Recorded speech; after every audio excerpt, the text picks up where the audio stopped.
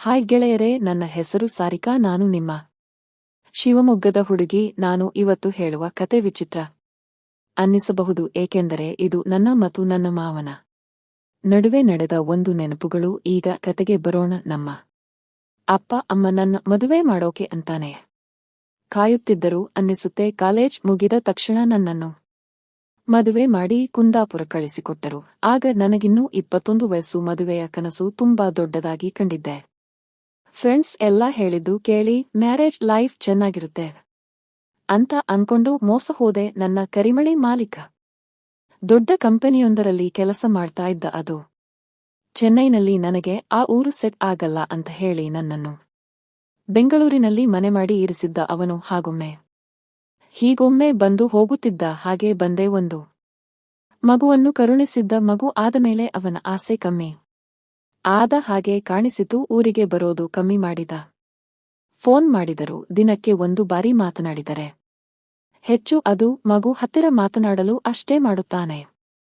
ಮದುವೆಯಾಗಿ 3 ವರ್ಷ ಕಳೆದರು. ಹೆಚ್ಚೆಂದರೆ ನಾವು ಇಬ್ಬರು ಸೇರಿರುವುದು ಬೆರಳೆಣಿಕೆ ಅಷ್ಟೇ. ಇತ್ತೀಚೆಗೆ ನಮ್ಮ ಅತ್ತೆ ಅನಾರೋಗ್ಯದಿಂದ ತೀರಿಕೊಂಡರು. ಅದಕ್ಕೆ ನಾನು ಮಾವನ ಜೊತೆ ಕುಂದಾಪುರದಲ್ಲೇ ಇರೋಕೆ ನಿರ್ಧಾರ ಮಾಡಿದೆ. ಒಬ್ಬರ ಈ ಸ್ಥಿತಿಯಲ್ಲಿ ಬಿಟ್ಟು ಇರೋದು ಸರಿಯಲ್ಲ ಅಂತ ಅನ್ನಿಸಿತು. ಈ ಸಂಪತ್ತಿಗೆ ಯಾಕೆ ಬೆಂಗಳೂರಲ್ಲಿ ಮನೆ ಮಾಡಿ ಬಾಡಿಗೆ ವೇಸ್ಟ್ ಮಾಡೋದು? ಹೇಗೂ ಅವನು ಬರೋದೇ ತಿಂಗಳಿಗೆ ಒಮ್ಮೆ ಅಂತ ನಾನು ಮಾವನ ಹತ್ತಿರ ಇರೋಕೆ ಡಿಸೈಡ್ ಮಾಡಿದೆ. ನಮ್ಮ ಮಾವ ಪೊಲೀಸ್ ಕೆಲಸದಲ್ಲಿ ಇದ್ದವರು. ಅತ್ತೆ ಹೋದ ಮೇಲೆ ವ್ಯಾರ್ ತಗೊಂಡು ಮನೆಯಲ್ಲಿ ಇದ್ದರು. ಇರೋ ಅಲ್ಪ ಸ್ವಲ್ಪ ತೋಟ ನೋಡಿಕೊಂಡು ಗಾರ್ಡನ್ ಅಲ್ಲಿ ಗಿಡಗಳನ್ನು ಬೆಳೆಸಿಕೊಂಡು ಅತ್ತೆ ನೆನಪಲ್ಲೇ ಮುಳುಗಿದ್ದರು. ವಯಸ್ಸು 55 ಆದರೂ ಮೋಡಿ ಸಂಭೋಗ ವಶೀಕರಣ ಸ್ಪೆಷಲಿಸ್ಟ್. ವಶೀಕರಣಕ್ಕೋಸ್ಕರನೇ ಕರೆ ಮಾಡಿ. ಮಹಾಕಾಳಿ ತಾಂತ್ರಿಕ ಪೀಠಂ ಶ್ರೀ ಮಹಾ ಅಘೋರ ತಪಸ್ವಿ. ನಿಮ್ಮ ಪ್ರೀತಿಯನ್ನ ಮರಳಿ ಪಡೆಯಬೇಕೇ? ನಿಮ್ಮ ಪ್ರೀತಿಯನ್ನ ಮನೆಯಲ್ಲಿ ಒಪ್ಪುತ್ತಿಲ್ಲವೇ? ನೀವು ಇಷ್ಟಪಟ್ಟ ವ್ಯಕ್ತಿ ನಿಮ್ಮಂತೆ ಆಗಬೇಕೇ? ಲವ್ ಮ್ಯಾರೇಜ್ ನಲ್ಲಿ ಕುಟುಂಬದಿಂದ ಕಿರಿಕಿರಿಯಾಗುತ್ತಿದೆಯೇ? ನಿಮ್ಮ ಪತಿ ಅಥವಾ ಪತ್ನಿಗೆ ಪರಸ್ತ್ರೀ ಸಹವಾಸ ಬಿಡಿಸಬೇಕೇ? ಇಲ್ಲಿದೆ ಶಾಶ್ವತ ಪರಿಹಾರ. ವಶೀಕರಣ ಮತ್ತು ಶತ್ರು ಮುತ್ತಿಗೆಗೆ ಓಪನ್ ಚಾಲೆಂಜ್. ನಿಮ್ಮ ಕೆಲಸ ಕೇವಲ 2 ಗಂಟೆಯಲ್ಲಿ ಶಾಶ್ವತ ಸಮಾಧಾನ ಇಲ್ಲಿದೆ.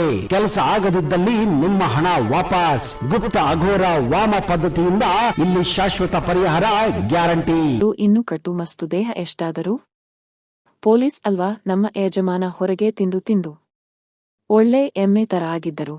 ನಾನು ಊರಿಗೆ ಬರುತ್ತೇನೆ ಅಂತ ಫೋನ್ ಮಾಡಿ ಮಾವನಿಗೆ ಹೇಳಿದೆ. ನಾನು ಬಸ್ ಇಳಿಯುವ ಟೈಮ್ಗೆ ಜೀಪ್ ತಂದು ನಿಲ್ಲಿಸಿಕೊಂಡು ಕಾಯುತ್ತಿದ್ದರು. ವೈಟ್ ಟೀ ಶರ್ಟ್ ಮತ್ತೆ ಬ್ಲೂ ಜೀನ್ಸ್ ಹಾಕಿಕೊಂಡು ಒಂದು ಕನ್ನಡಕ ಹಾಕಿಕೊಂಡು ಟೇಟ್ ಹೀರೋನೇ ನಾನು. ಮಗು ಎತ್ತಿಕೊಂಡು ಬಂದೆ. ಅವರು ಲಗೇಜ್ ತಗೊಂಡು ಜೀಪ್ ಹತ್ತಿಸಿದರು. ಮನೆಗೆ ಬಂದ ತಕ್ಷಣ ಅಡಿಗೆ ರೆಡಿ ಮಾಡಿ ಇಟ್ಟಿದ್ದರು. ಇಬ್ಬರೂ ಊಟ ಮಾಡಿದೆವು.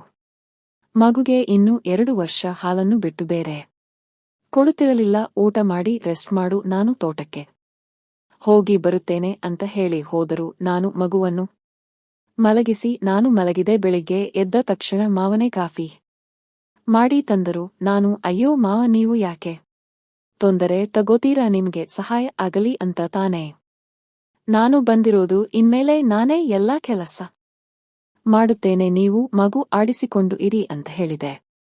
ಅದಕ್ಕೆ ಅವರು ಸರಿ ಅಂತ ಮಗುನ ಎತ್ತಿಕೊಂಡು ಗಾರ್ಡನ್ಗೆ ಹೋದರು. ನಾನು ಎದ್ದು ಫ್ರೆಶ್ ಆಗಿ ತಿಂಡಿ ರೆಡಿ ಮಾಡಿದೆ. ತಿಂಡಿ ತಿಂದು ಮಗು ಜೊತೆ ತೋಟಕ್ಕೆ ಕರೆದುಕೊಂಡು ಹೋಗಿ ಸುತ್ತಾಡಿಸಿಕೊಂಡು ಬಂದರು. ಸ್ವಲ್ಪ ದಿನ ಹೀಗೆ ಚೆನ್ನಾಗಿತ್ತು. ಎಷ್ಟೇ ಆದರೂ ಇನ್ನೂ ಚಿಕ್ಕ ವಯಸ್ಸು. ಪತಿ ಪಕ್ಕದಲ್ಲಿ ಇಲ್ಲದೆ ಈ ಯವ್ವನ ಕಳೆಯುವುದು ಎಷ್ಟು ಕಷ್ಟವಾಗಿತ್ತು ಅಂತ ನನಗೆ ತಿಳಿಯಿತು.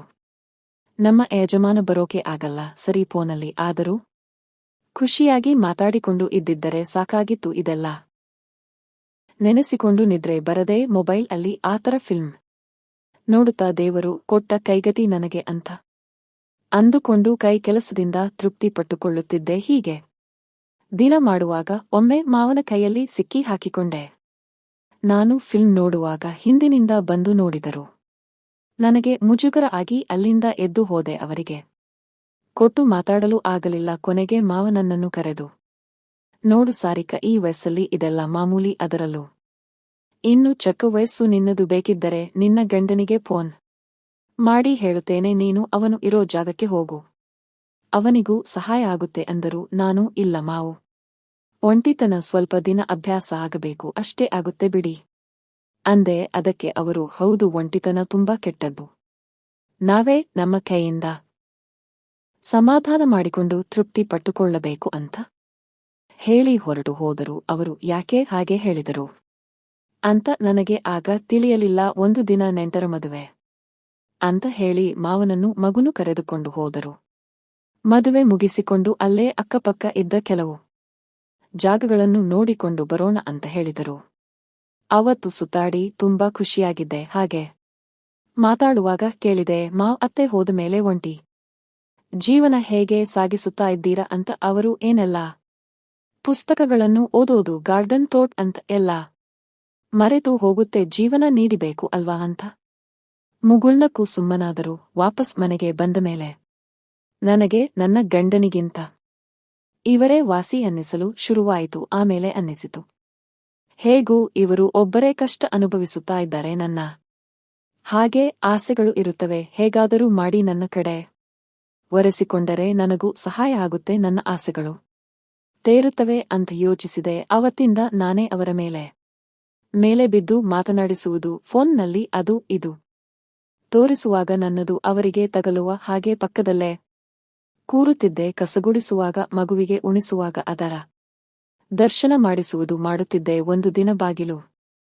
ಹಾಕಿಕೊಳ್ಳದೆ ಹಾಗೆ ಜಳಕ ಮಾಡುತ್ತಿದ್ದೆ. ಮಾವ ಬಂದು ನನ್ನನ್ನು ಹಾಗೆ ನೋಡಿ ಸುಮ್ಮನೆ ಹೊರಟು ಹೋದರು. ನಾನು ಎಲ್ಲವೂ ಕಾಣಿಸಲಿ ಅಂತ ಗಾಬರಿ ಆದವಳ ಹಾಗೆ ನಿಂತುಕೊಂಡೆ. ಅವತ್ತು ನಾನು ತಡೆಯಲು ಆಗದೆ ಅಲ್ಲೇ ಕೈ ಬಳಸಿ ಖುಷಿ ಕಂಡೆ. ಮಾವನು ಬಹುಶಃ ಅವರ ಕೊನೆಗೆ ಹೋಗಿ ಕೈ ಕೆಲಸ ಮಾಡಿಕೊಂಡರು ಅನ್ನಿಸುತ್ತೆ. ಹೀಗೆ ಎಲ್ಲಾ ತರ ಟ್ರೈ ಮಾಡುತ್ತಾ ಮಾವನ ಬೀಳಿಸಿಕೊಳ್ಳೋಕೆ ನೋಡಿದೆ. ಸಂಜೆ ಬಟ್ಟೆ ಒಗೆಯುವಾಗ ಅವರ ಬಟ್ಟೆಯಲ್ಲಿ ಆಗಿದ್ದ ಕಲೆ ನೋಡಿ ತಿಳಿಯಿತು. ನನ್ನನ್ನು ಹಾಗೆ ನೋಡಿ ಮಾವನು ಕೈ ಕೆಲಸದಿಂದ ಸಮಾಧಾನ ಮಾಡಿಕೊಂಡಿದ್ದಾರೆ ಅಂತ ಇವತ್ತು ಹೇಗಾದರೂ ಮಾಡಿ ನನ್ನ ಆಸೆಗಳನ್ನು ಈಡೇರಿಸಿಕೊಳ್ಳಬೇಕು ಅಂತ ಮಗುನ ಮಲಗಿಸಿ ಅವರ ಕೋಣೆಗೆ ಹೋದೆ. ಬಾಗಿಲು ತೆರೆದೆ ಇತ್ತು. ಸಡನ್ ಆಗಿ ಹೋದೆ. ಮಾವ ಕೈಯಿಂದ ಕೈಲಾಸ ಕಾಣುತ್ತ ಮೈ ಮರೆತಿದ್ದರು. ನನ್ನನ್ನು ನೋಡಿ ಗಾಬರಿಯಿಂದ ಏನಮ್ಮ ಬಂದಿದ್ದು ಅಂತ ಎದ್ದು ನಿಂತರು. ನಾನು ಮಾತನಾಡುತ್ತಾ ನಾನೇ ಅವರಿಗೆ ಕೇಳಿದೆ, ಮಾವತ್ತೆ